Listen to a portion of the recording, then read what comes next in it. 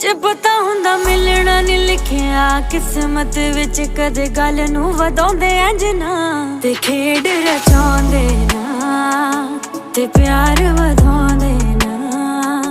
ਜੇ ਪਤਾ ਹੁੰਦਾ ਵੱਖ ਹੋਣ ਦਾ ਤੇ ਪੀੜਾ ਗੱਲ ਪਾਉਂਦੇ ਨਾ।